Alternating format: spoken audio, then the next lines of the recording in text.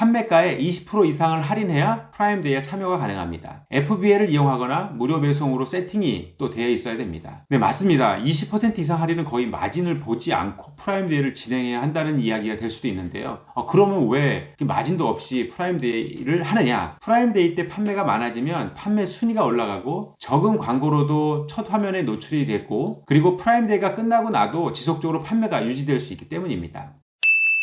2024년 프라임데이가 지나갔습니다. 미국 아마존은 7월 16일, 17일 이틀간 진행된 반면 호주 아마존에서는 7월 16일부터 21일까지 6일 동안 아마존 프라임데이가 진행되었습니다. 프라임데이는 아마존 제품을 프라임 멤버들에게 할인하는 행사입니다. 프라임 신규 회원 확보를 위한 기간이기도 하고 셀러들은 이때 매출을 올릴 수 있는 좋은 기회도 됩니다. 그럼 프라임 회원은 어떤 특혜가 있냐 하면요, 프라임 멤버십은 프라임 딱지가 붙은 모든 상품을 배송료 없이 구매가 가능합니다. 프라임 딱지가 붙어있는 상품은 아마존 물류 창고인 FBA를 통해 배송이 진행되기 때문에 제가 사는 지역의 경우 하루나 이틀이면 주문한 상품을 받아볼 수가 있습니다. 이는 면적에 비해 인구가 상대적으로 적은 호주에서 배송의 신세계라고 할 수 있습니다. 예전 이베이에서 상품을 주문하고 보통 2주 이상을 기다려서 받았던 경험에 비하면 획기적인 변화라고 할 수 있어요. 또한 멤버십이 있으면 아마존 프라임 비디오 서비스를 이용할 수 있어요. 넷플릭스와 같은 비디오 스트리밍 서비스입니다. 아마존 뮤직 서비스도 이용할 수 있습니다. 단순히 주문 후에 무료 배송이 다가 아니라 프라임 멤버십은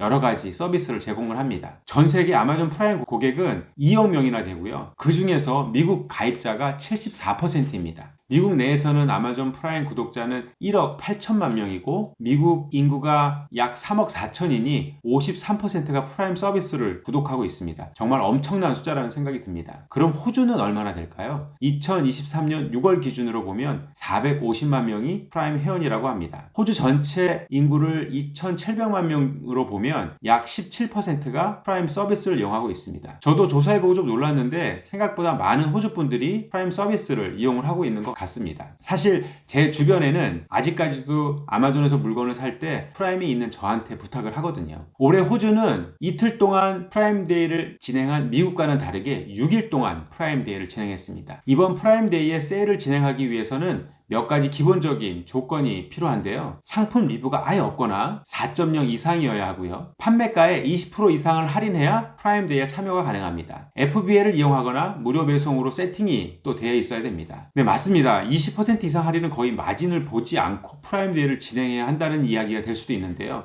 그러면 왜 마진도 없이 프라임데이를 하느냐? 프라임데이 때 판매가 많아지면 판매 순위가 올라가고 적은 광고로도 첫 화면에 노출이 됐고, 그리고 프라임데이가 끝나고 나도 지속적으로 판매가 유지될 수 있기 때문입니다. 호주 아마존 셀러로 작년 2023년과 올해 2024년 프라임데이를 참여하면서 느낀 점을 몇 가지 전달해 드리고자 합니다. 네, 첫 번째, 트래픽이 확실히 많아졌습니다. 저의 경우 3배 이상의 임프레션이 있었습니다. 여기서 임프레션은 아마존 이용자에게 상품을 노출해주는 횟수입니다. 노출수가 평소보다 3배가 많았습니다. 그럼 이에 따른 매출은 어땠을까요? 상품군마다 다르다는 것을 감안해서 들어주시면 감사하겠는데요. 저의 경우 아마존 프라임이 시작된 첫날 매출은 평소보다 2배 매출이 더 있었습니다. 하지만 다음날부터는 예전과 비슷한 매출이 유지되더라고요.